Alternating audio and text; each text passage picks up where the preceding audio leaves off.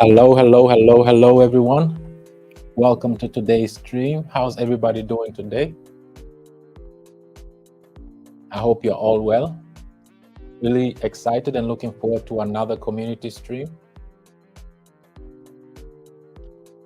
And I want to start by wishing you all happy Thursday from wherever you are, which region of the globe. Happy Thursday to everyone. I hope you're all well. Welcome to today's stream.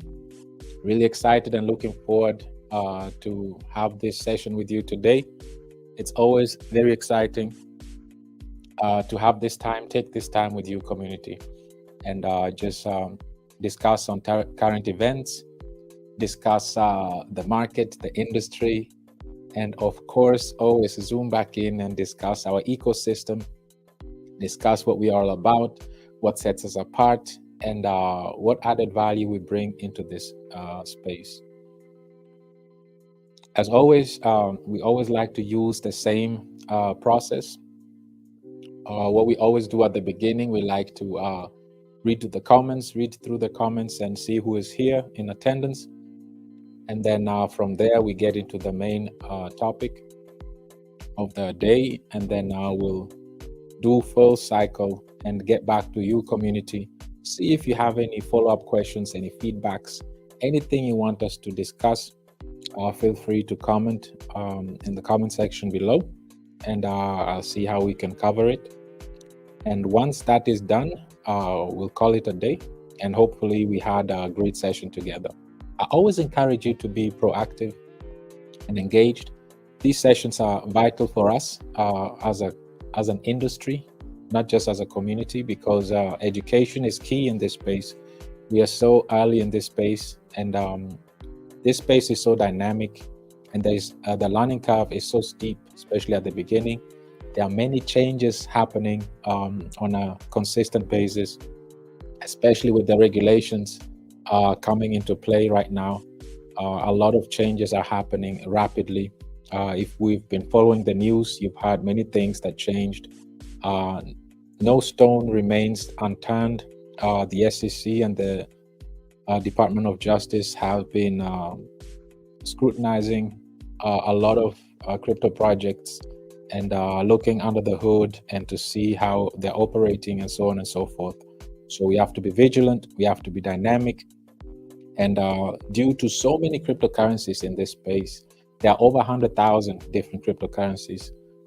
You have to stand out, you have to do something different. You have to come up with something unique, with a solution. And there are so many smart visionaries in this space, despite all the scams and rug pulls and bad actors in the space. There still are great visionaries out there that are really building and developing great apps to facilitate the process to bring crypto mainstream. With that said, I'd like to get to the comments and greet you all, community, and see who all is here. And then we'll kickstart today's topic. As always, my great brother Theo is always here. Thank you very much for being in attendance. Always a pleasure having you here, my great brother Theo.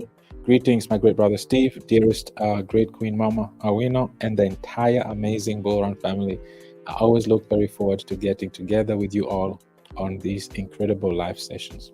The pleasure is ours. Always nice having you here with us in the community. Thank you for being in attendance. Always nice seeing you here. Of course, let's go. Investor 2Sec, a week ago you had your birthday. I hope you celebrated well. And it's always nice seeing you back in attendance.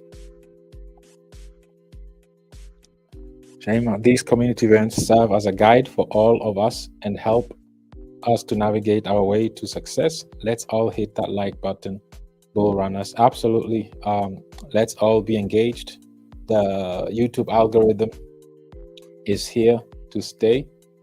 That's very important as well. Nancy, a pleasure having you here as well. Good evening, community. Hello, brother Steve. I'm looking forward to another informative session tonight, counting down to the live event. Happy Thursday, everyone. Happy Thursday back to you, my dear Nancy. Always nice having you here as well. Demo Crypto, great day to all. Hello, my brother Steve. I'm always ready for the sessions. Always a pleasure having you here with us, my good brother Demo. Nice having you here with us as well. Always a pleasure. Hello, Bull Runners. Hello, Mr. Steve. Happy Thursday. Ready for the education and the insight. Let's go, Bull Runners. Happy Thursday to you as well. Mom, greetings, Bull Runners. Hope everyone is doing great. Hello, Steve. Looking forward to another informative live stream. Amazing. Thank you for your feedback. Thank you for being here as well, Mom.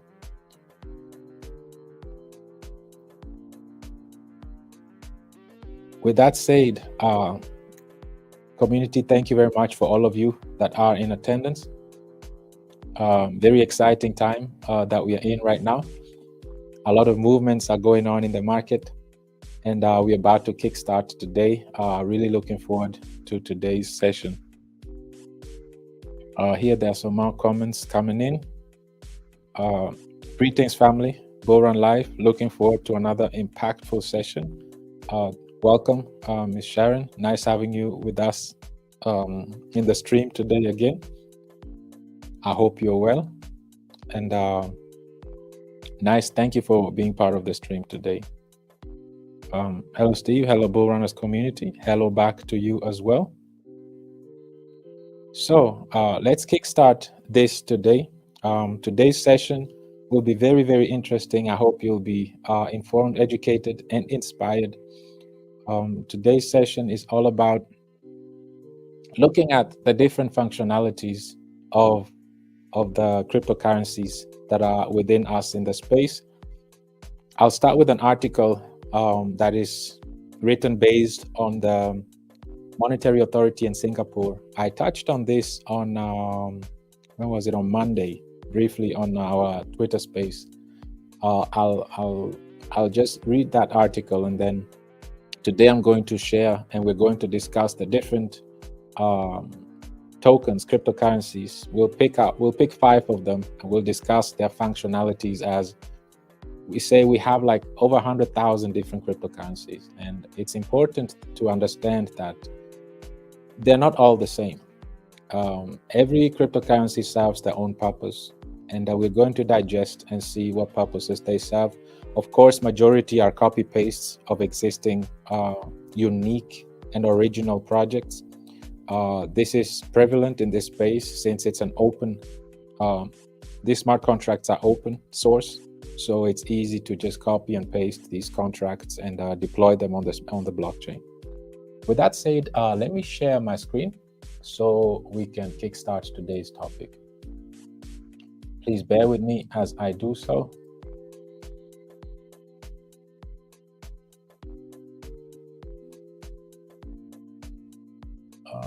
I see there's some more community members coming in.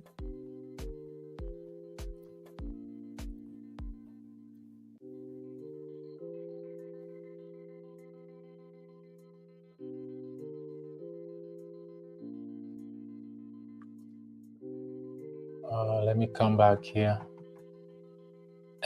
here. I see there's some more. This live stream wouldn't be complete without the great Mr. Franklin. Greetings, BRL family. Nice having you here too, Mr. Franklin. And of course, we have to have Queen Patricia. Nice having you here as well. Good evening, Mr. Steve, and happy to be here again. Pleasure having you both here. Now, let me share the screen and let's kick off today's session.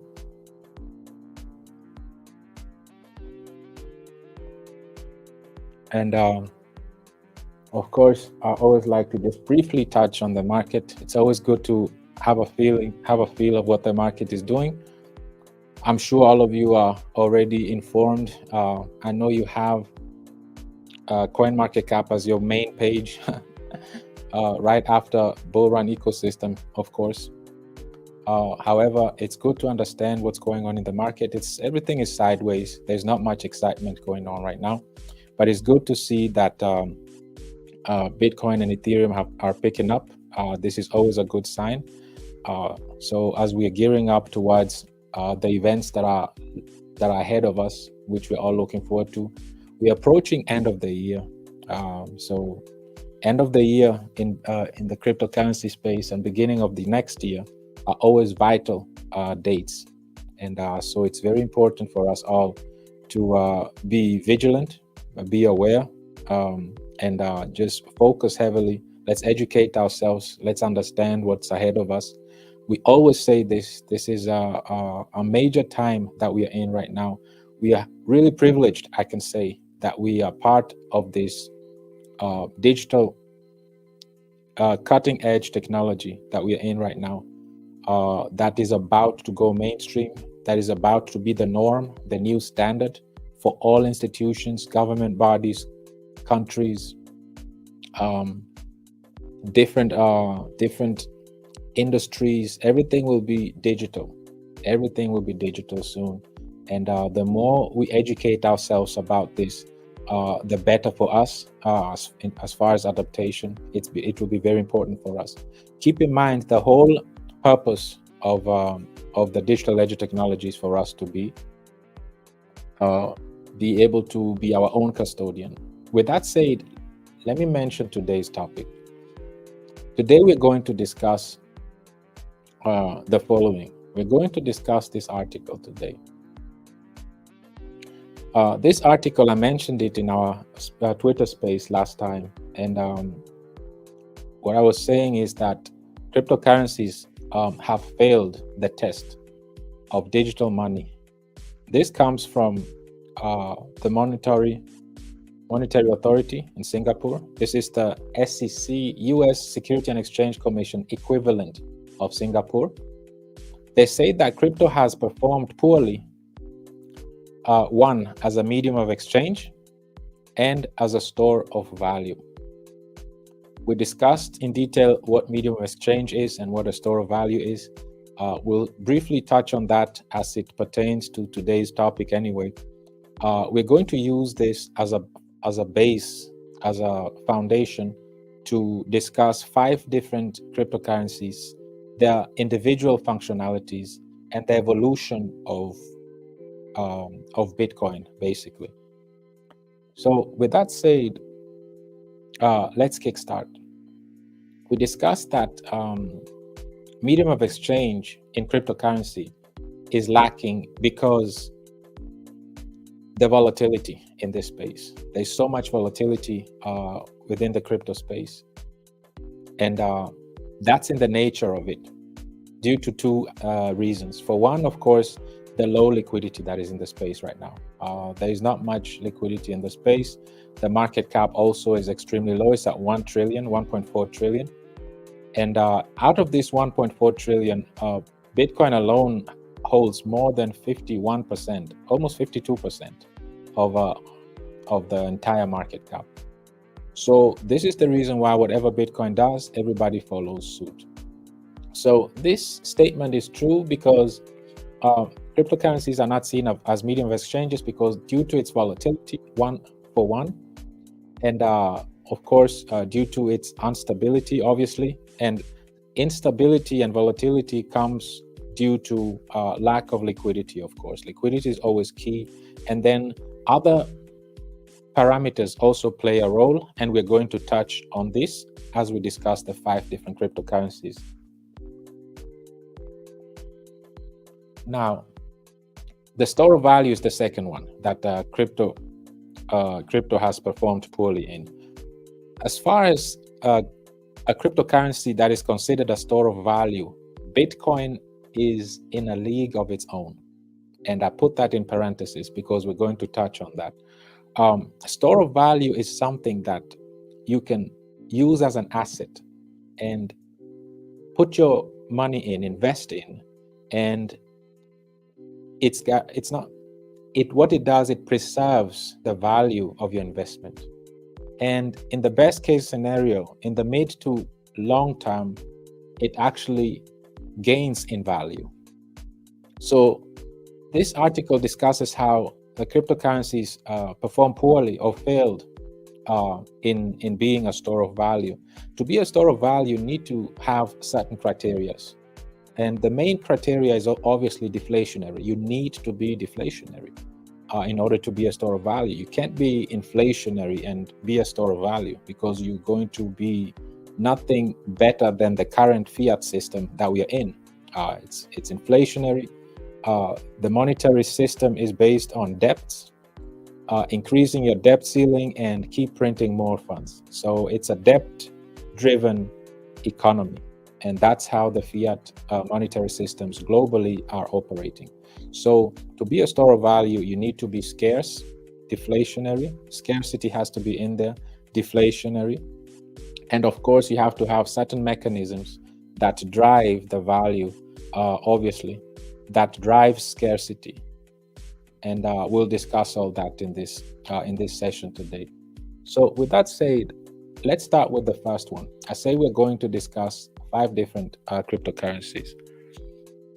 And actually there are 4. 2 are very similar. We'll discuss the top 4 cryptocurrencies here. We'll discuss Bitcoin, Ethereum, both stablecoins, Tether and USDC, and Binance. And we're going to start with Bitcoin. Bitcoin is the most used, the most common cryptocurrency in the space. And the reason why we're discussing these 5 is to have an overall market look, like we always say. We want to zoom out and look at the industry. After we discuss these, we're going to zoom in, of course, into our ecosystem and discuss the relevance of these 5 tokens, 5 cryptocurrencies. What relevance does it have to us? How does it pertain to us? We'll discuss that, and that's how we'll close out this session. So Bitcoin is the oldest cryptocurrency. It's a revolutionary invention that coincidentally, and I mean this very ironic, that it coincidentally was developed right after the 2008 financial crisis. It was developed in 2009 in January. That's when the manifesto, basically the white paper, was published by an anonymous individual, or an anonymous individuals. Nobody knows their identity. However, it was written by this individual or entities of individuals known by Satoshi Nakamoto. And the whole idea was to remove all the centralized entities in between. The whole vision of Bitcoin was to be a sovereign monetary, digital monetary system that doesn't need any intermediaries, any centralized entities. You should be able to freely move your funds back and forth to whoever you please to, without any boundaries, without any intermediaries. Right now, the way it is within the fiat space, if you want to transfer your funds from one bank account to another, it will take you 3 to 5 business days. If you are having the same bank account, it will be faster, of course. But let's say you don't have the same bank, you're using 2 different banks. Those funds will have to go through several stages before it reaches. And every bank has their own ledger, which is basically an account of credit and deposit and debit. So this, as we saw in the fall of the 2008 financial crisis, it wasn't as efficient, it wasn't as effective. And what sets Bitcoin apart is it's a public ledger where everyone can see. It's on the blockchain. Everybody can track, can follow, and see what's going on the blockchain. And this is the major difference. It's a public ledger where every debit and credit is publicly seen, verified, and it's a much effective way to operate, and there's no middleman in between. Also, as far as security, it's extremely secure because it's validated by millions of validators, a lot of validators around the globe. Everybody participating is actually part of the security. And the beautiful aspect of Bitcoin also is that it has it's in a league of its own, as it's considered a store of value. Not many or not other cryptocurrencies are considered that. And also, it was supposed to be a currency at the beginning, but it was very fast. It was noticed that it doesn't meet the criteria for that, because the transaction fees were too expensive, for one, and the transaction took a long time to go through to finalize. So it wasn't effective. It wasn't efficient to be a currency. So due to its limited supply of 21 million, and every Bitcoin halving, every financial cycle between 3 to 4 years, there's like the name suggests, there's a halving. So half of the output that the miners are putting out, half of it will be, only half of the output will go on after every 4 years. So that brings in scarcity in supply, even though it's still inflationary, but the inflation reduces by the half of the amount every 4 years. So the main aspects is the security of the public ledger, the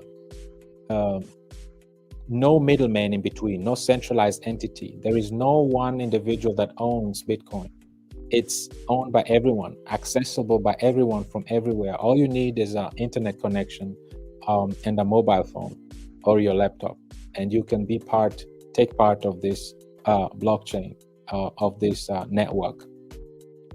So the scarcity of Bitcoin, because it has a limited supply, its unique feature of being a store of value, or regarded as one, as a store of value, these are the main unique points of Bitcoin. And because it's the most adopted, it is globally most adopted and well known, because it's the first cryptocurrency that really addresses the issue that we had with the fiat system, that there are no middlemen required. There are no centralized entity. Bitcoin is not owned by one individual, and it's accessible by everyone through the internet. So these are the unique features of Bitcoin that are good for are the positive sides of it. Of course, every coin has two sides, and to get to the negative sides, of course, it's labeled as a store of value. And as we discussed in this article, it also says it. This is not me saying it. This is a Monetary Authority of Singapore is saying this, that cryptocurrencies failed the test as digital money, and one of them is store of value. So let's analyze why is it failing as a store of value. Obviously, we discussed, to be a store of value, you need to be deflationary. You need to be there needs to be some sort of stable mechanisms within the space, and most importantly, liquidity is very important. You need to have solid liquidity to bring stability into the space, and other mechanisms are also very important and vital in order to be considered a store of value, because to be a store of value, you gain value over time. You retain your assets, and your assets are gaining in value over time. To do that, you need to be deflationary. You need to have some sort of mechanisms around you that retain and sustain your value, and in the best case scenario, in the mid to long term, actually improves your assets in value. So if we look at Bitcoin, it meets many points, but the only Achilles heel that we see here, and Bitcoin maximalists like to say this, the answer to the lack of liquidity is, well, it's the most adopted currency. So even though it has the worst liquidity to market cap ratio, it doesn't matter because it's adopted anyway. So most people trust Bitcoin, and nobody will want to do a bank run on Bitcoin. So even though it has liquidity issues, that is well known, of course, Bitcoin's liquidity crisis, it doesn't matter because it's the most adopted, adopted cryptocurrency, and People believe in Bitcoin, so nobody will do a bank run on Bitcoin. So that is, of course, wishful thinking. And for maximalists, Bitcoin maxis, this is the argument that it doesn't matter. It's the most adopted cryptocurrency. It doesn't need to have solid liquidity. And this is exactly the reason why it fails or it performs poor as a digital money, especially as a store of value. Because Bitcoin is supposed to be the gold, digital gold. But to be that, you need to have intrinsic value. And intrinsic value is, as far as cryptocurrency, is measured by your liquidity. And just to look, we already discussed this many times, and there are articles out here that the industry is suffering from liquidity, and Bitcoin, it having 52% of the entire crypto market cap, it's of course the number one leading cause. It suffers Bitcoin liquidity crisis. So it has a very bad liquidity to market cap ratio, and that's the negative thing of it. So we discussed the positives, its uniqueness, most adopted, the purpose of it. It gives us the right to be our own bank. We can hold Bitcoins in our own wallet, and no entity can get hold of it. So it has many positives, but we have to look at both what's positive and what's negative. So this is Bitcoin for you, and this is what we have. And like I said, in order to have intrinsic value and to be considered a store of value, you need to have strong liquidity, because store of value means that me as an investor, if I'm ready to cash out my funds, there need to be enough funds in there for me to take out. And this is the reason why the Singapore authority was talking about stablecoins. Stablecoins and or digital central bank digital currencies will be the one that play the major role in the financial ecosystem in the future. Why is that so? Because stablecoins are mandatory. They have to be backed by they have to be backed 100% by either US Treasury bills, which are US debts, cash reserves, or other liquid assets. So stablecoins are backed. They're backed, and this is the good thing. This is why you can, there's so much transactions going on, and this is why you also see that the top tokens here, the top, in the top 10 cryptocurrencies, 2 of them are the largest crypto stablecoins. So now we discussed Bitcoin. We discussed the pros and the cons. Bitcoin is great. It has great functionalities. However, it's not perfect. There is no perfect cryptocurrency. So let's move on to the evolution of Bitcoin. Is Ethereum. Ethereum is the evolution from Bitcoin. Ethereum used to also be a proof of work, just like Bitcoin. But because it identified that it's too slow and the transaction fees are very expensive, and it's not optimal to serve as a currency, but it's rather a store of value, or aims to be a store of value, we have to do some changes. So this is how Ethereum came to place. And Ethereum plays a different role. Ethereum now serves more as a currency. And it's also a layer where other applications, smart contracts, can be built on top of it. So if you look at Bitcoin being a blockchain on its own that serves as a store of value, where you just buy and hold and wait for its price to go up, Ethereum serves a different purpose. It serves as a currency. Its function is currency. It's if Bitcoin is digital gold, Ethereum serves as digital oil. So because there's so many applications built, smart contracts built upon on top of Ethereum blockchain, Ethereum is being used as for the gas fees. So it has to be a currency. So it serves a whole different purpose. And the positives of Ethereum is it learned from the mistakes of Bitcoin, and it changed from proof of work and went to proof of stake. The good thing about that is it's much faster and cheaper than Bitcoin, of course. and as far as transactions are concerned. And also, now you can build user-friendly applications that we can use on a daily basis, such as Uniswap, an exchange, lending platforms, oracles, and so on and so forth. You can build all those applications on top of the Ethereum blockchain. And also, what I like to always show here, Ethereum is also considered ultrasound money. Ultrasound money basically means that the more you're using the platform, the more deflationary it becomes. You see this graph of the last 7 days. Bitcoin has been very deflationary, as you see here.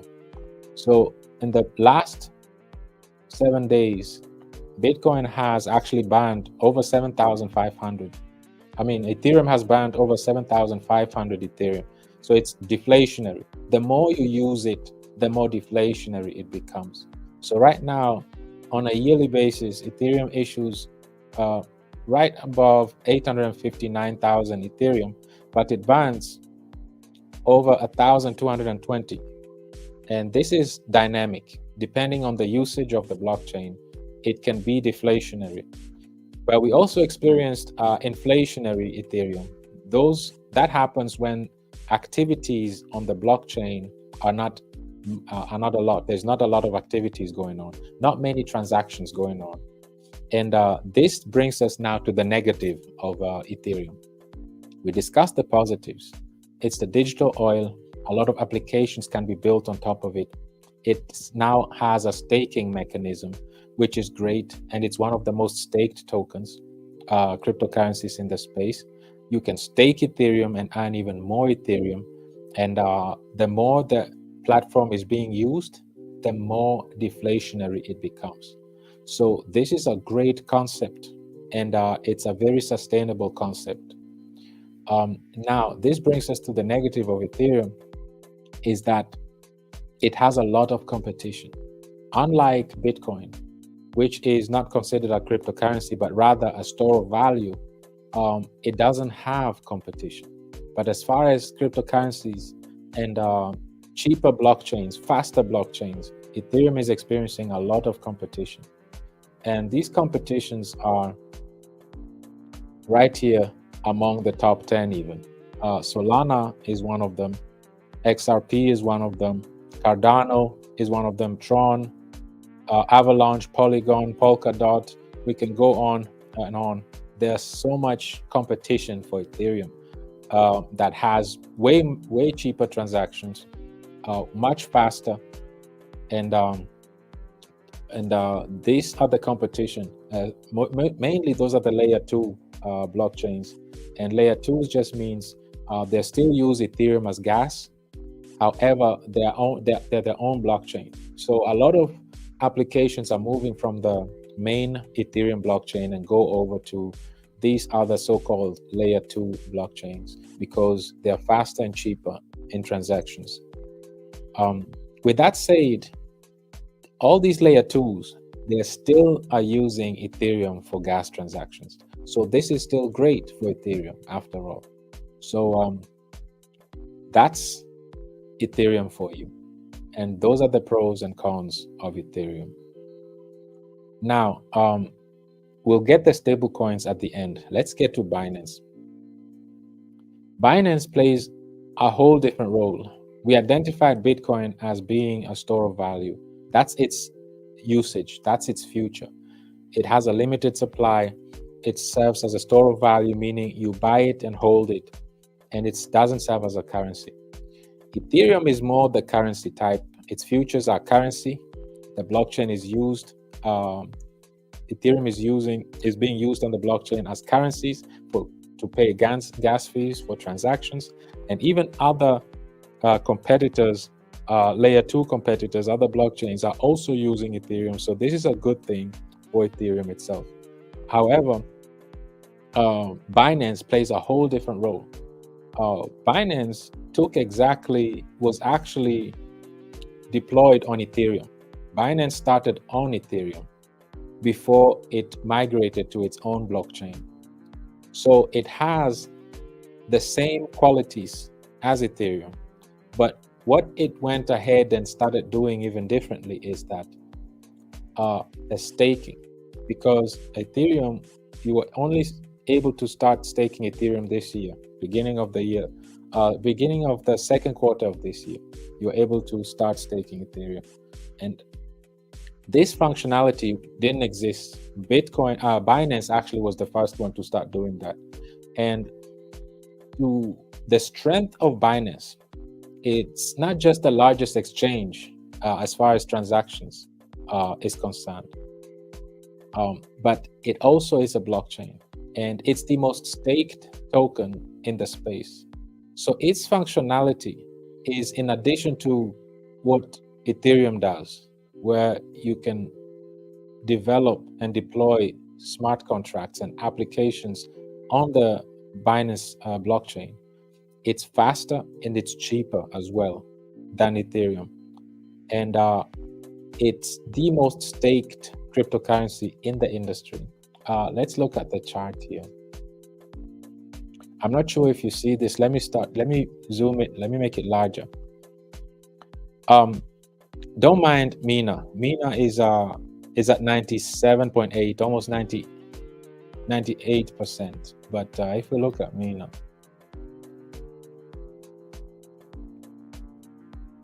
Mina has unlimited supply, so this doesn't count, and it dropped by over 92% since its all-time high, almost 93%. It's extremely inflationary, so the stakers of Mina are really not doing really well, because it's a very inflationary token and it has an unlimited supply. A horrible combination. However, we're not going to talk about Mina. I just wanted to show the chart how Mina looks like, because on this table it's considered that it's the most staked at almost 98%. But actually the most staked token is Binance, as you see. 85.6% of Binance tokens are staked. Why is staking so important? Staking plays a major role. It's very vital to have a staking platform, because staking removes those tokens from the circulating supply. And why is it so important to have tokens removed from the circulating supply? It creates demand. It creates demand for the token, because this 85% tokens that are staked, this means that 85% of these tokens are not getting ready to be sold anytime soon. And these individuals that are staking these tokens are earning rewards too. Binance is actually giving 4% annual in APR. So annually you get 4%. The only thing is that Binance is giving you their own tokens. So you stake Binance and you get more Binance, just like Ethereum also.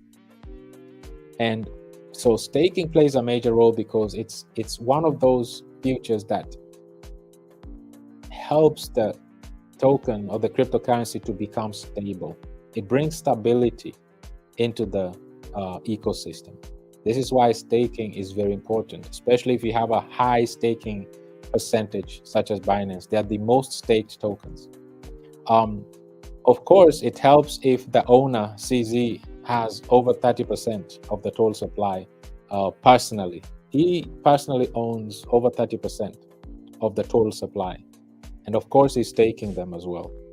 So this also helps in this number. This is why it's really high, that this number is extremely high. And they're market leaders in this. Number two is Internet Computer, and so on and so forth. And the least staked is Algorand. These are top. These are the largest, by the way. The biggest cryptocurrency in the world based on staked value. So the lowest one has 56%, almost 57%. So staking plays a major role. It brings stability into the ecosystem. This is very important to understand. So now that we've discussed three already, we've discussed Bitcoin. Its strength is it's a store of value. It has a limited supply of 21 million. It becomes scarcer and scarcer every 4 years. And it's in a league of its own, because it's the only store of value that we know of, in parentheses. Secondly, we discussed Ethereum. Ethereum is more of a currency. It's being used to pay the gas fees on top of the Ethereum blockchain. It has a great mechanism in place.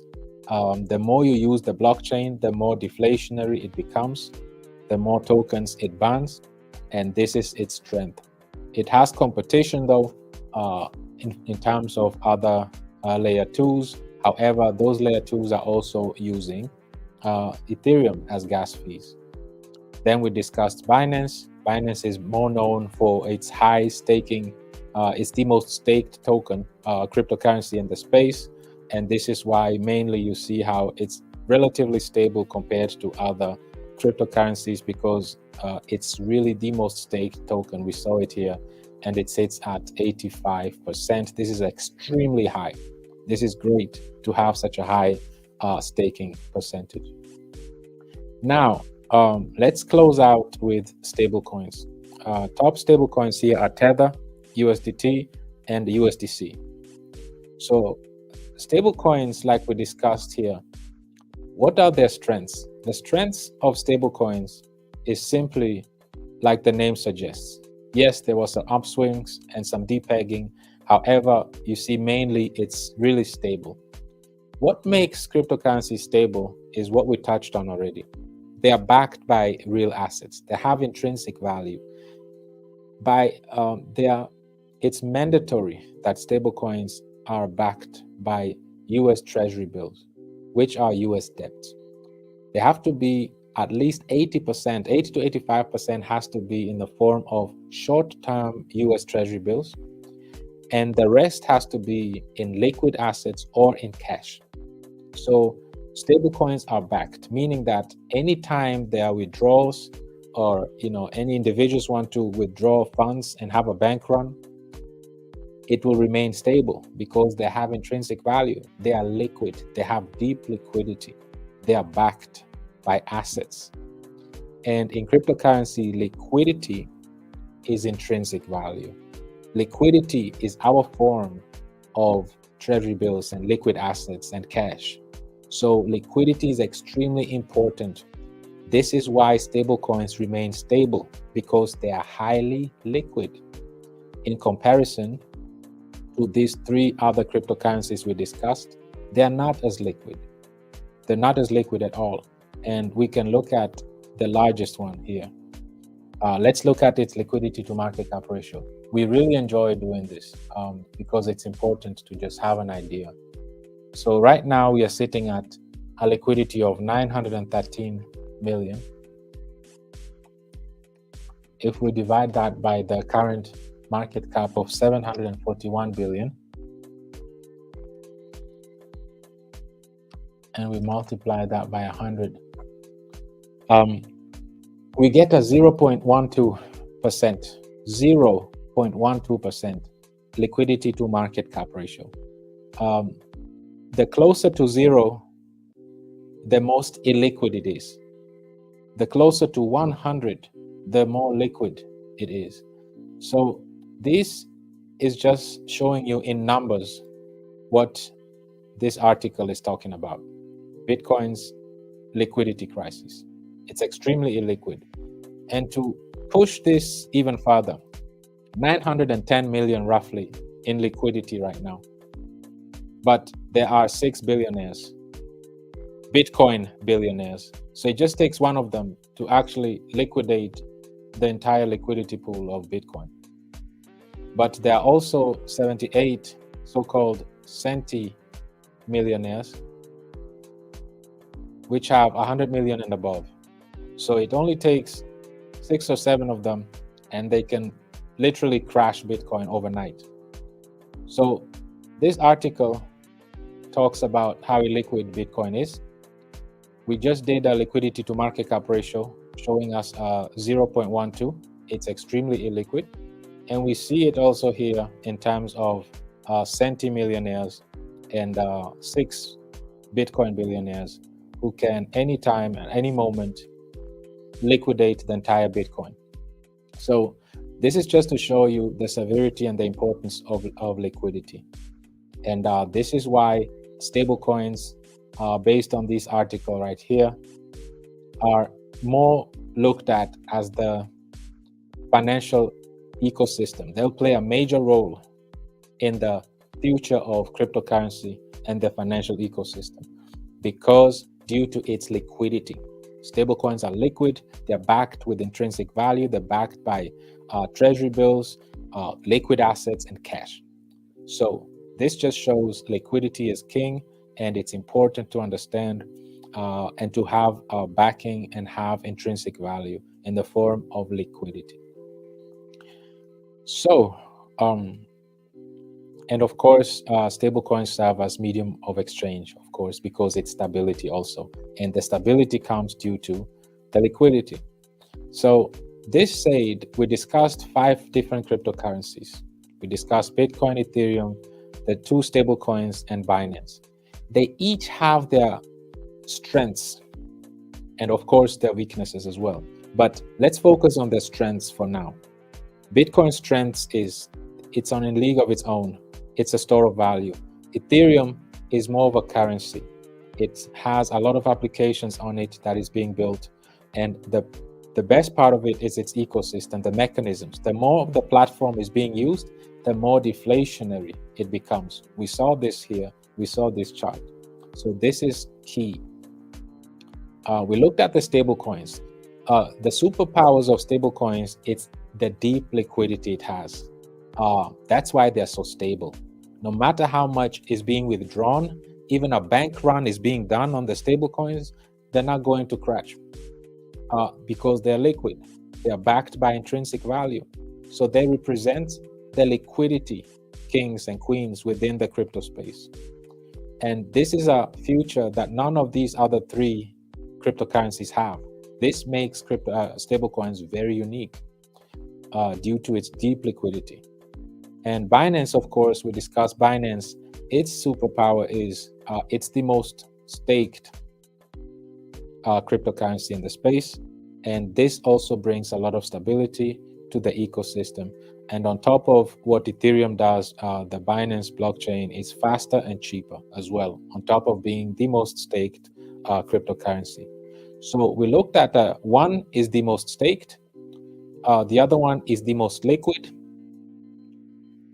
Ethereum has a mechanism in place that the more the platform is being used, the more deflationary it becomes. And Bitcoin is looked at as digital gold and a store of value. This is what we're looking at right now. So this is zooming out and looking at just the top 5 cryptocurrencies. Now that we've painted the overall picture, now that we have an idea of what our top 5 cryptocurrencies are doing, their different strengths and elements, what has this to do with our ecosystem? What has this to do with Bullrun? And if you paid close attention and you have the strengths 5 cryptocurrencies in the back of your head, let's walk through this. Let's discuss why. Let's zoom in and discuss the Bullrun ecosystem and why is it so relevant? Why did I have to point out the 5 top cryptocurrencies?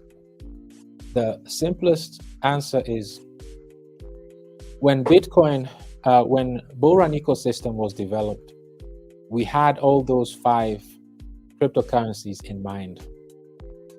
We used the strengths of those 5, the individual elements, the strengths.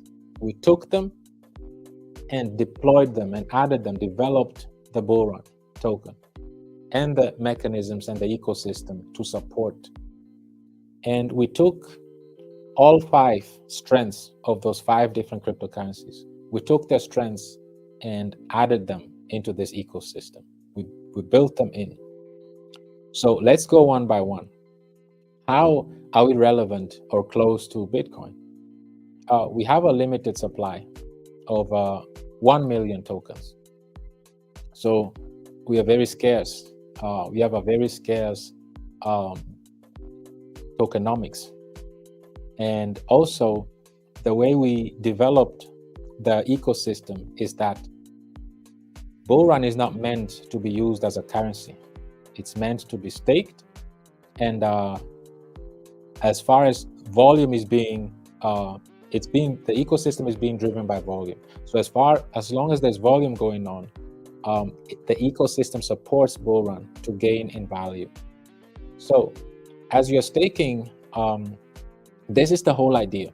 So we have a banning mechanism that keeps the token deflationary. So we don't just have a limited supply of 1 million, but we are also extremely deflationary. And this is where the banning mechanism comes in. And to demonstrate that also, I'd like to show that we started with 1 million tokens. Now we are down to 974,000 tokens. This plays major key because not only do we have a limited supply, but we are extremely deflationary. We are producing scarcity. So this token, BRL token, becomes scarcer and scarcer. If you paid attention, we discussed the elements. How do you become a store of value? Currently, Bitcoin doesn't have any competition, unlike Ethereum, because they're on a league on their own. They're a store of value. What makes a store of value? First of all, deflationary. You have to be deflationary. We meet that criteria. We started with 1 million tokens. Now we have 974, and it will keep decreasing into perpetuity. Unlike Bitcoin, they don't have banning mechanism. They just have a max supply. That's it. But it doesn't become scarcer. This is where Bullrun is different. Bullrun actually becomes scarcer. It becomes scarcer over time with every trade that is happening. It becomes scarcer and scarcer. This pushes the value even more. Another thing also is that once you, as you're staking Bitcoin, and we'll get to that when we talk about Binance. So just as far as similarities with Bitcoin, we have a limited supply and we are extremely scarce. So this is the similarities we can pull with Bitcoin. Why did we do similarities with Ethereum? We identified that the strength of Ethereum is its ecosystem. The more the platform is being used, as we see here in this chart, the more deflationary it becomes, the more tokens it bans, the more Ethereum it bans. So it's very scalable and sustainable ecosystem. This Ethereum ecosystem is extremely scalable and sustainable because the more the adaptation comes in, the more the platform is being used, the more token it bans, like we see here. Negative almost 7,700 have been banned just in the last 7 days alone. This is how our ecosystem works. The more it's being used, the more tokens it bans, the more deflationary it becomes. This is very important. And another main thing of us is also the liquidity aspect of it. This is the difference. With every trade, we're actually retaining liquidity. We saw that liquidity plays a major role, and liquidity is the issue in this market. And we are retaining liquidity, meaning that with every trade, we put aside a 3% to go towards liquidity, and that brings stability. We looked at the stablecoins, and we saw how liquidity is important. So in comparison to the two stablecoins, USDC and USDT, we are also retaining liquidity, which serves as intrinsic value, which we accumulate to be able to, if there is a bank run, we'll have enough liquidity to sustain the withdrawals. So this is the similarities now that you see between the stablecoins and the Bullrun ecosystem. Is we have three ways of retaining liquidity. The obvious way is what we just discussed, through the taxes. But the second way is through because we have a dual staking platform. And the revenues generated from these NFTs, booster NFTs, go towards liquidity as well. So this is how we retain a healthy liquidity. And these NFTs are in demand because if you want to have 100% of your USDC distributions, you need to stake a maximum of 5 of these NFTs. That's how you get 100% of your USDC distributions. If you only stake your BRL tokens alone, you only get 70%. So you see how you are actually incentivized and encouraged to purchase these NFTs to get to max out on your USDC distributions. And 100% of the revenue is added into the liquidity. So in addition to the taxes that are retaining liquidity, the revenue of these NFTs also go towards liquidity. Now, the third way how we generate liquidity, we add onto the liquidity pool, is also through the 10% reserves of our BRL tokens. They are staked as well on the staking platform. They are generating USDC distributions for us as well. And we will use some of those as well to add onto the liquidity. So this ecosystem is built surrounded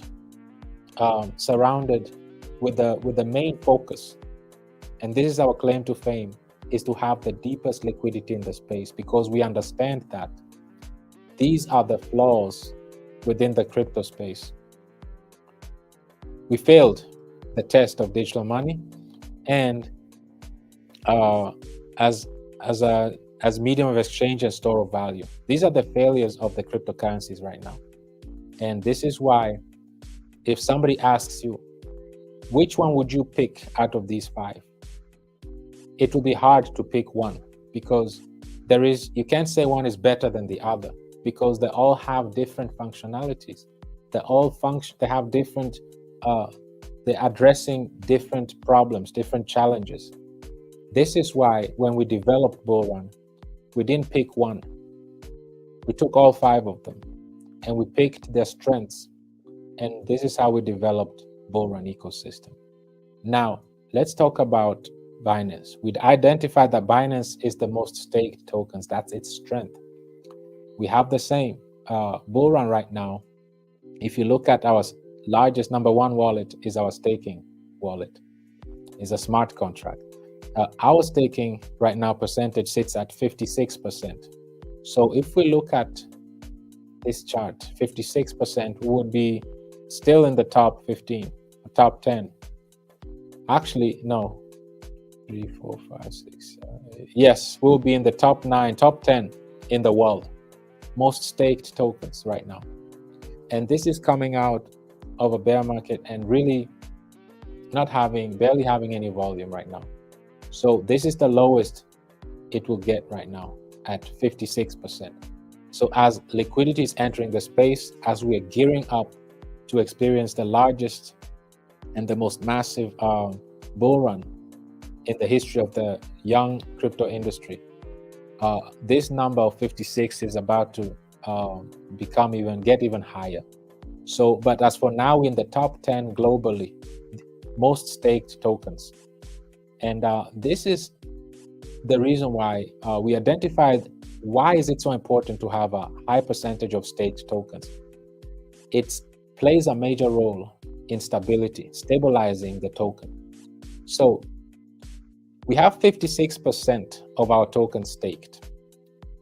So we have high percentage staked like Binance. We have scarcity like Bitcoin and Ethereum that is deflationary, as far as we are deflationary like Bitcoin. And our ecosystem keeps burning even more tokens, as just like Ethereum. The more it's being used, the more deflationary it gets. That's the same mechanism that we have in our ecosystem.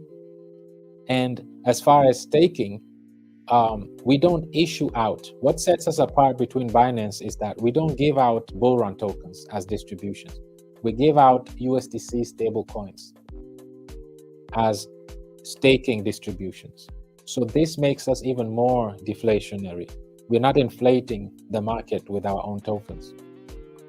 And this plays also a major part in store of value.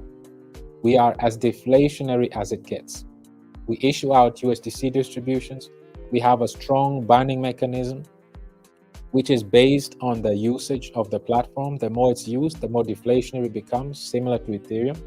And then we have a high staking distribution, which is 56% right now of our total supply is being staked.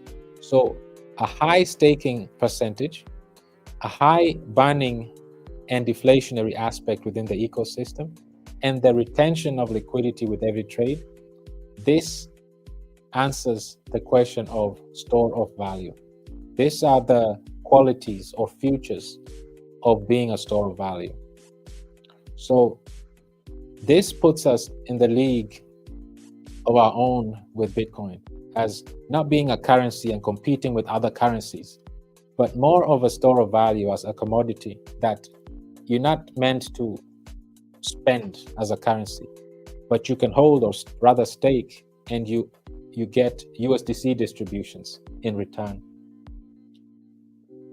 We discussed the top 5 cryptocurrencies.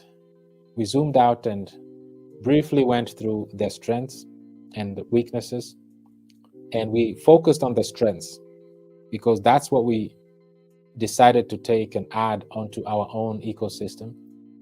And we implied we used these to build a cryptocurrency that has positive futures of the top 5 cryptocurrencies and others as well. So, community, this session today was about zooming out, looking at the industry, the top 5 cryptocurrencies in the industry, looking at their individual futures and their strengths. And if I would ask you, which one would you take? Which one would you choose? I would like to see it in the comments. Out of the 5, would you pick Bitcoin, Ethereum, the stablecoins, or Binance? To be honest, I would have a hard time picking one of the 5 because I like all 5 futures of them. So this is how we developed Bullrun, implementing all 5 futures into one token, into one ecosystem. So you don't have to make up your mind. You have all 5 of the best world in one ecosystem. So if this is for those who are new into the ecosystem, into the community, it's important for you to understand what sets us apart, what added value we bring into the space, and how much thought and strategy has gone into developing this ecosystem. It's truly a unique ecosystem. There is no smart contract that is similar to this. We actually have 3 different smart contracts: a minting smart contract, staking smart contract, and of course the BRL token smart contract. So this ecosystem was built based on the top 5 cryptocurrencies, picking the top 5 strengths of them, and having all these different futures in one place. This sets us apart in this space. This is the added value that we bring into this space. And this is the message, information, inspiration, and education of today's session, community, is to always remind us that we have a very unique platform. And we've gone through the bull run, and we are able to showcase it's a proof of concept that our ecosystem works. It does what it's supposed to do. We came out, let's look at it. We came out with we looked at, it's only fair if we calculate our liquidity to market cap ratio. We looked at Bitcoins, it's at 0.12. Let's see what Bullrun is at 197. Divided by 297. We are sitting at a 66.5% liquidity to market cap ratio in comparison to 0.12 liquidity to market cap ratio. Closer to 0 is illiquid, closer to 100 is liquid. And this is out of the bear market, barely any volume, compared to Bitcoin's volume of 9.8, close to 10 billion in 24 hours.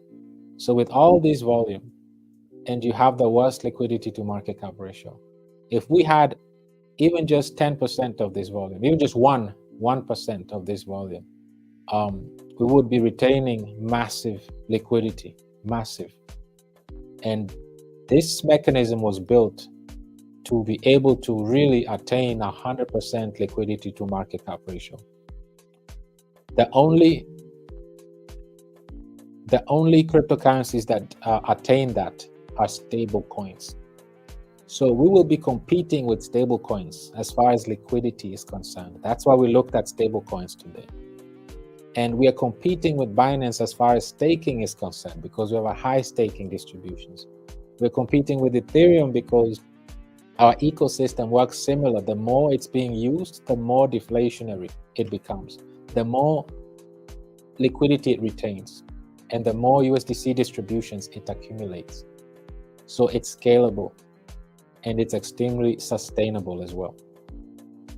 And then finally, with Bitcoin, because we have a limited supply, not just a limited supply, but we have a banning mechanism that actually decreases the total supply. So that in combination with the high percentage of staked tokens and with the deflationary mechanism that we have in place and retention of liquidity, you realize that we have the futures and the requirements to be labeled as a store of value. So these are the 5 cryptocurrencies, the top cryptocurrencies in the space. And we have embodied those 5 cryptocurrencies into one ecosystem, into one token, known as the BRL, the Bullrun token. So this is just to highlight our strengths, to highlight our uniqueness in this space, and how we set ourselves apart, how we strategically took time to analyze the market, analyze these different cryptocurrencies, looked at their strengths, their unique futures, and then deployed those on our own ecosystem, setting us apart and making us a very unique future in this space. And all this while addressing the 2 major challenges in the crypto space: medium of exchange and a store of value. Due to lack of liquidity, volatility, unsustainability, and we're addressing that in the form of an ecosystem. So this is what this is about today. And of course, we can't close without looking at our other community tokens, especially one that is the first one to be only dedicated to the female, to the women, to the queens in this crypto space. This is a very unique and special cryptocurrency for all the women in the space. It's beyond just crypto. This is a message, this is a platform for the queens out there that they can unite and come together and find a space where they can share their experiences, they can uplift each other, empower each other. And this is a very unique token as well. They have over 1,400, close to 1,500 members in the Telegram group. If you don't mind, I really encourage all the women to join this movement. Of course, every man came to this world through a woman. So we are all supportive. All men are supportive of this movement, of course, as well. We all have mothers, aunts, sisters, at least most of us, and we can all support this movement. I encourage you to please, women in this place, if you have the Telegram link, to just put it down here so that those that are interested will be able to participate and join the movement. This token is very unique as well, because if we look at the fundamentals, it's extremely solid. It only has a 1% ban, and this ban is a ban wallet. If we look at this ban wallet, it is the #1 wallet, actually #2 now. And it has 5.7% already of the total supply is banned. The #1 wallet is the liquidity pool, of course. So this 1% wallet has been blacklisted, meaning there's no access to it. 100% of the total supply has been put or added into the liquidity pool. Why is this so important? This means there are no team tokens. There are no pre-sale tokens, whitelist tokens that will be dumped into the market, which will be diluting or inflating the price. The only thing that happens is a reverse, because all the tokens were put into the liquidity pool. With this 1% ban, it's a deflationary token. It removes tokens from the liquidity pool and keeps them away from the circulating supply, causing deflationary aspects.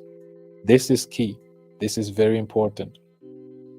Also, the liquidity is locked for 10 years. The contract has been, 100 years. Liquidity is locked for 100 years. Contract has been renounced. And if you look at, and these are the unique features of this token. There's only a supply of 10 billion, and the movement is very powerful. So this is our second token that we put out through. It's all under the Bullrun ecosystem, and they have their own Telegram group, Twitter, and all that. And I would encourage you to be part of it. I would encourage you to pay attention to this. What's important in the crypto space is you need to be part of a vibrant community, one that is lively, one that is engaged. That's the number one thing, because in the crypto space, it's all about community. Communities set the tone. It's all about movements, dynamics, engagement, and this is very important. As we are approaching the bull run, and we are approaching, Bitcoin is approaching, going closer and closer towards 40,000. Before you know it, it will start hitting all-time highs again, and this will cause a lot of FOMO into the crypto space. People will start looking, where should I invest in? Where should I be part of? Which community is active, is vibrant? And with 1,500 members in Telegram, with a very active community, they have Zoom meetings or on Google meetings, teaching people how to open wallets, MetaMask on Trust Wallet, how to get your Ethereum ready, how to transfer them, how to purchase. And also they have educational Zoom meetings on a daily basis, basically. And on top of that, of course, we have 3 weekly events also. So there's basically every day there's an event going on within our ecosystem.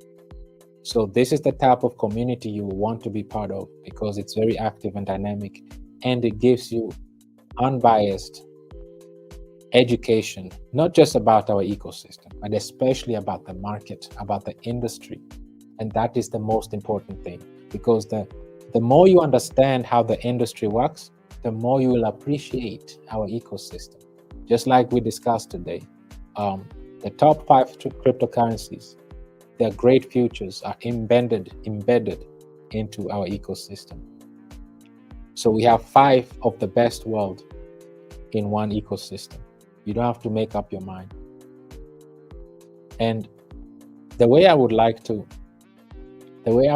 close this is, I'd like to show you, I know CZ has been negatively portrayed in the media, but unlike Sam Bankman-Fried, none of the investors in Binance actually lost any money. So yes, he was negligent as far as anti-AML regulations and so on and so forth. However, I want to make a point here. This is somebody who came from zero to become a crypto billionaire, and all that within a year. And this wasn't just coincidence. He identified that the crypto space was lacking something. It was lacking a platform that needs both an exchange and a cheaper version of Ethereum. So he looked at Bitcoin, because what brought him into cryptocurrency was Bitcoin. So he looked at Bitcoin, sold his apartment, quit his job, and went all in on Bitcoin. Then he saw Ethereum. He developed his own exchange, which is Binance, on Ethereum before he migrated to his own blockchain. Binance. And after that, he developed a better version than both Bitcoin and Ethereum, based on analyzing their strengths and their weaknesses. So he became a cheaper, faster version of Ethereum and added an exchange on top of it for volume. So why am I showing you this?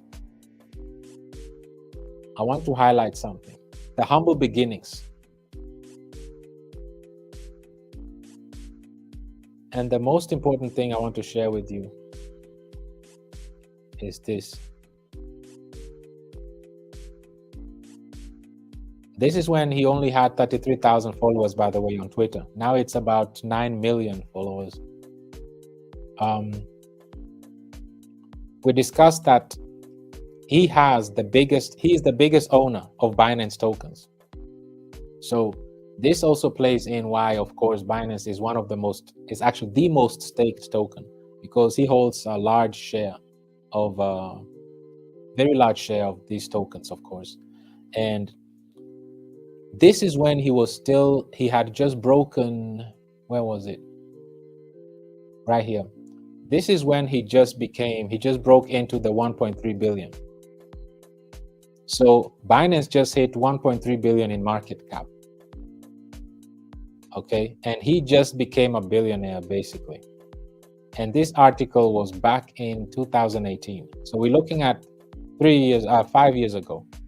So 5 years ago, Binance hit 1 billion in market cap and he became a billionaire. Now let's look at Binance. Binance sits at 34 billion now. So 34 times 5 years ago.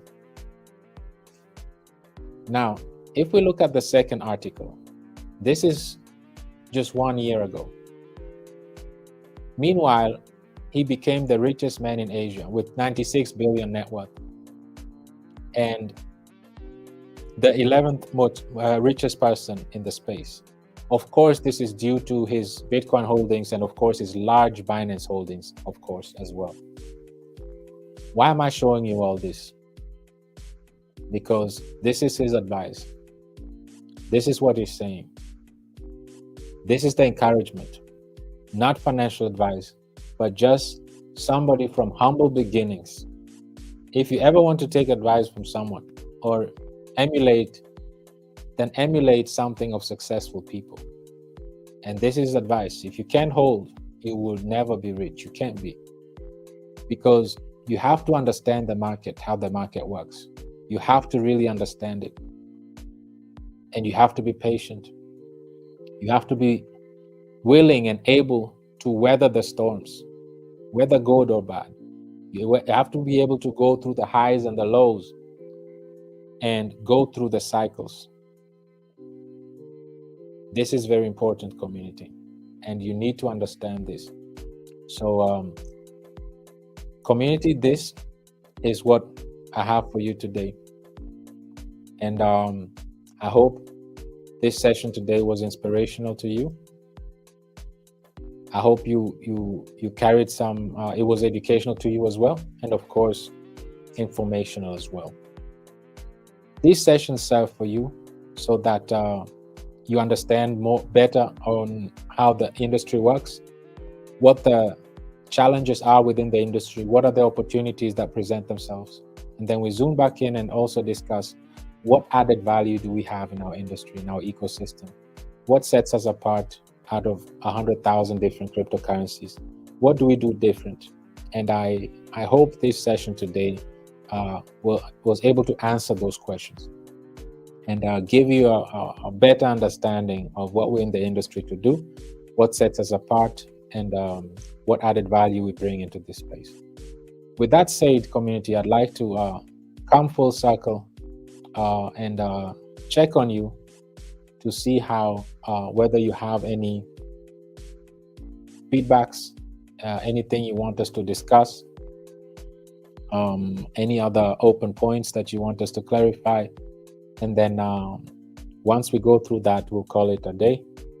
And hopefully we'll have prepared a beautiful session together that people can be informed, educated, and inspired. And as they listen to this, they'll have a better understanding of our industry, of the cutting edge technology, also known as the blockchain technology, and also have a better understanding of our ecosystem as well. With that said, community, let's go through your comments, and let's see what you have to say.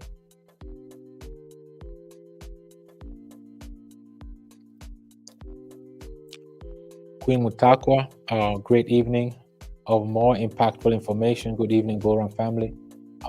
Always a pleasure having you here, Queen Mutakwa. Thank you for being part of this session today. I see my brother Okan is also in the building. Always nice having you here, brother Okan. I hope you're well.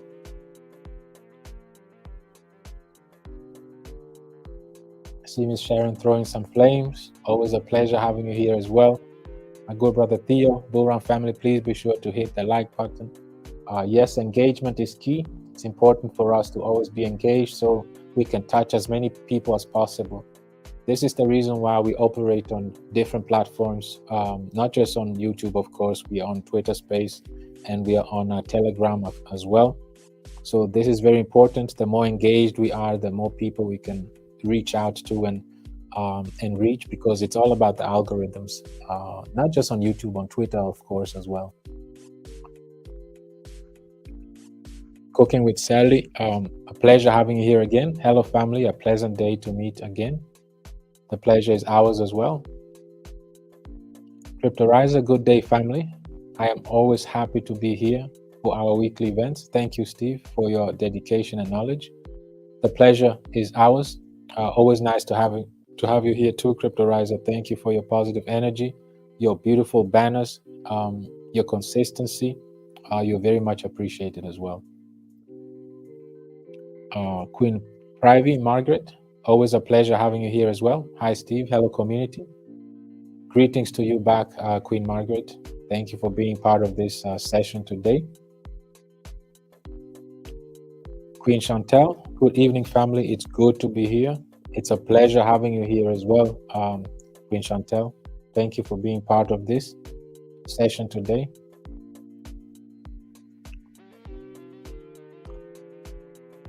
It won't be complete without Brother Glenn. Always a pleasure having you here, my good brother. What's going on, BRL family?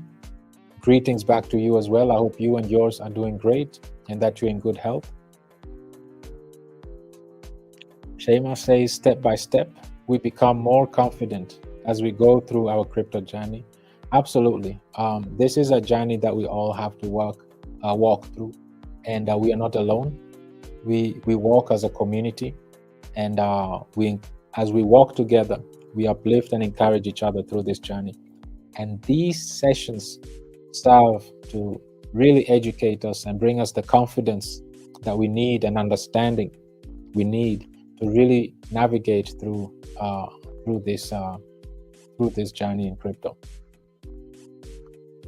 Queen Martha, there is no better place to be right now than here, Bullrun ecosystem. Our cups are filled. Thank you very much for your beautiful words. It's a pleasure having you here, Queen Martha. Always a pleasure. And I see a large, the survivor community is here, as always, supportive, active, engaged. It's a pleasure having you all here. Thank you very much for attending today.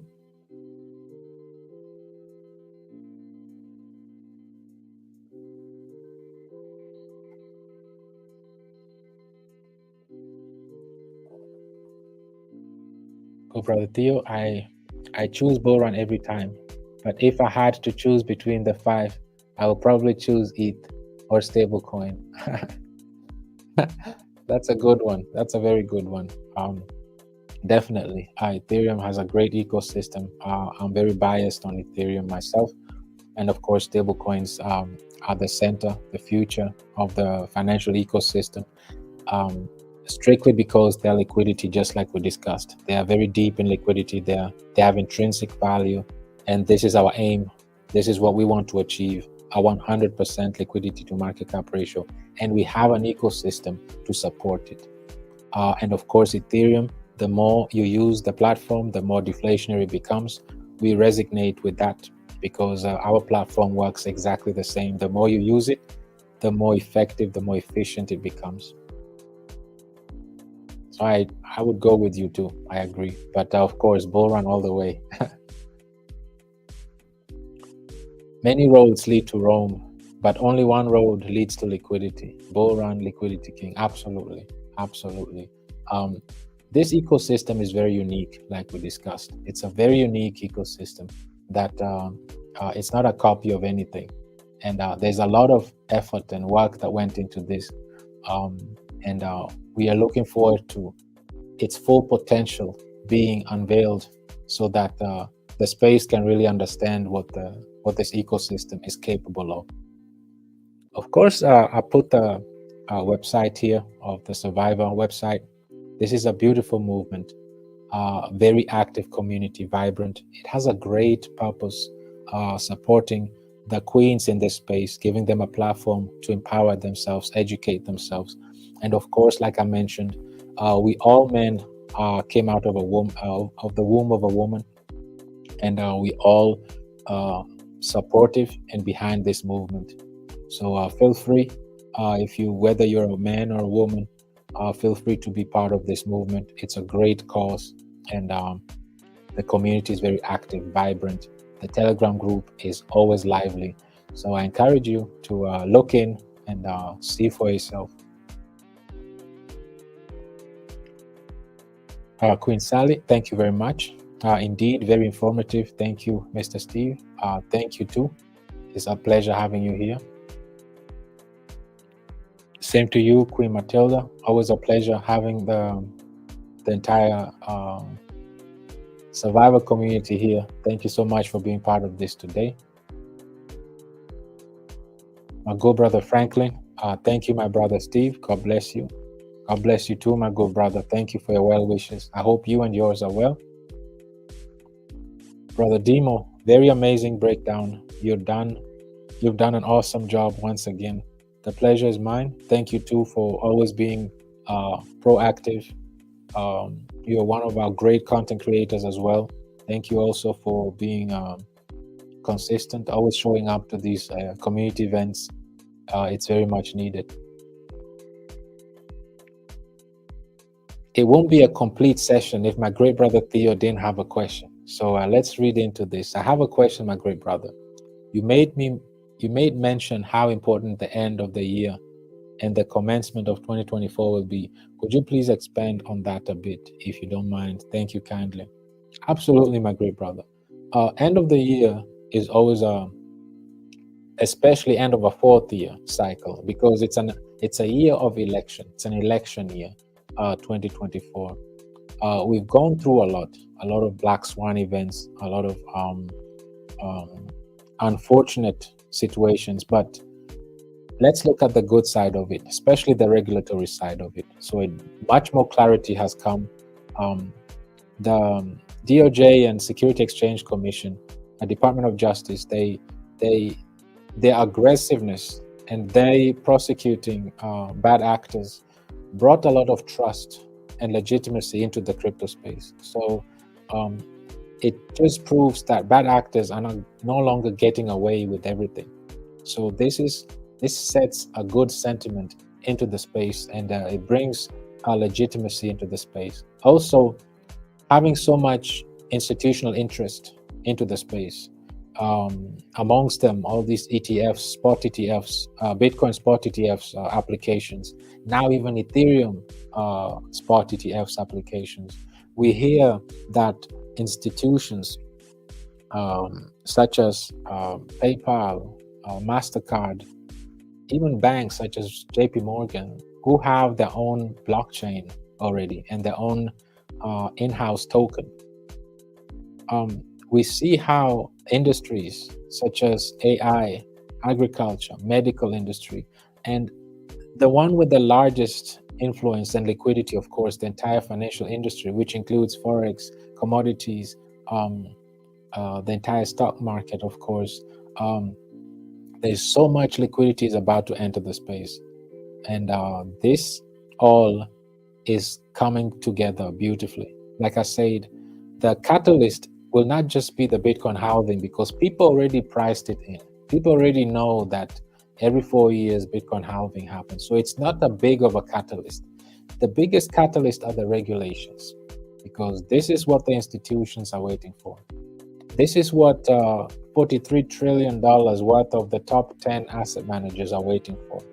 They want to tokenize the financial system. These different industries are getting ready to be tokenized and come on top of the blockchain. Entire infrastructures such as SWIFT, payment systems that Visa uses, all of that is about to come on top of the blockchain. And this will bring with it a lot of mainstream adoption. And these are individuals that will want to look for a home. They want to look for a community.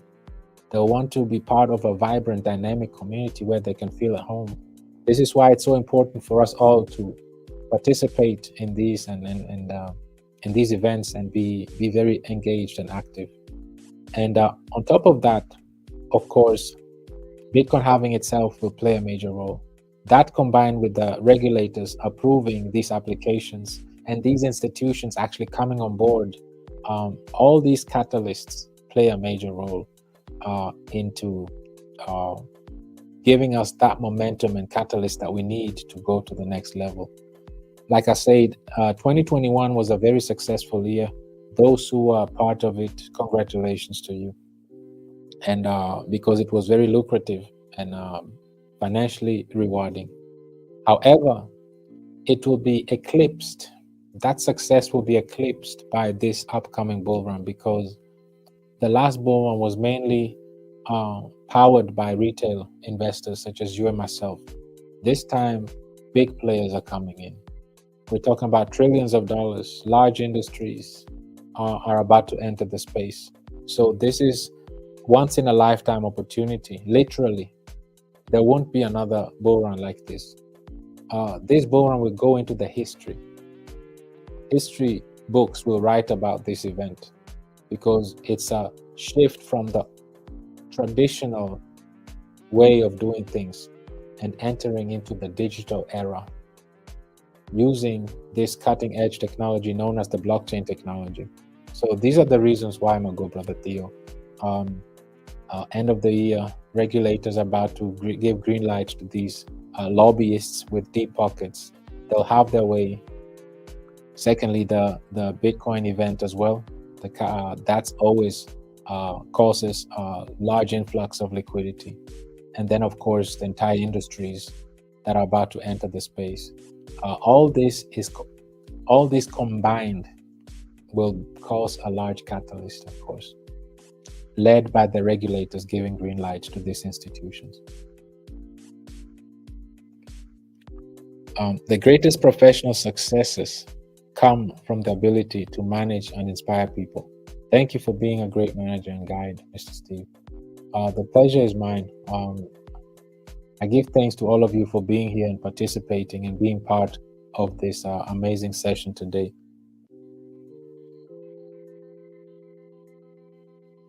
Queen Koleba, hi Bullrun. Just had you talking about staking. How do we stake? Absolutely. Staking is on our platform. Like if you see this right here, you can connect your wallet right here as you see in the orange, or you can directly go to staking. And once you have your Bullrun token, that's how you can stake. I don't have my ledger connected. I would have demonstrated it and showed, or I don't have like a unused wallet connected right now. But it's really simple. Once you connect your wallet that you have your Bullrun tokens on, you can either connect here or go strictly to staking as you see here, and then you'll have an option to stake. And then you can stake your tokens there. It's really straightforward. There are no fees, no staking or unstaking fees, and also there are no length requirement. There's no time requirement. You can stake and unstake anytime you want. And like I said, everything is driven by volume. So volume dictates the USDC distributions that you receive through staking. This puts our ecosystem in a very favorable position because it makes us extremely sustainable. And as we grow as an ecosystem, as a community, the more efficient, effective, and profitable we'll get based on these different mechanisms and aspects that we discussed today. We took the best out of the top 5 cryptocurrencies in the world and we made it one platform. So this sets us apart. I hope you understand. I asked your question because it's really straightforward. You can go to staking on our platform right here, connect your wallet, and then let's say you have an X amount of your BRL tokens that you can just hit max, and then you can stake it on the platform. You make sure you have Ethereum for transaction fees because that's all it requires. You have to have some Ethereum to stake, and then you'll be able to stake that way. It's really straightforward. And I haven't seen you around, so it's a pleasure. Welcome to the community. It's very nice having you here. And thank you for your question. Glad that you're contributing to the community. My great brother Theo, thank you for this phenomenal session, great son. The pleasure is mine. I thank you all as well. It's been such an honor, such a pleasure. I really enjoyed these sessions with you. They mean a lot to us because we get the opportunity to discuss our industry. People are very fearful about the crypto industry. Nowadays, if you want to scare people off, just use the word crypto and you'll get them off your back. It has a bad taste in people's mouth, and this is due to, of course, bad actors, bad experiences, but also mainly because lack of education. And this is the reason why we really stress about education, information, and inspiration. And this is why we are very consistent and persistent with these weekly events. This is why also the Survivor community is so consistently on Zooms or on Google Meets to educate individuals on simple things such as how to even open a MetaMask wallet or a Trust wallet, how to transfer back and forth from a centralized exchange to your wallet, how to get ETH, how to swap, and so on and so forth. So you're being picked up from wherever you are, you know. And this is the beautiful thing about this, is that wherever you are, we'll pick you up from there and then, you know, educate you accordingly. So community, without pushing this even longer, once again, happy Thursday, everyone. Those that were able to attend, thank you very much for being so proactive, engaged, active. You are all very much appreciated. Also, those that will be listening in later on, thank you also very much. I believe that if you have any follow-up questions, feel free to bring them up on Saturday. That will be our next community event. Looking forward, that will be on Telegram. Looking forward to see you there. Once again, wish you a wonderful rest of your week, and looking forward to see you all on Saturday. Thank you for your engagement, your participation. I hope this session was informational, educational, and inspirational to you all. With that said, I wish you all a wonderful rest of your week, and I'll see you soon again, community.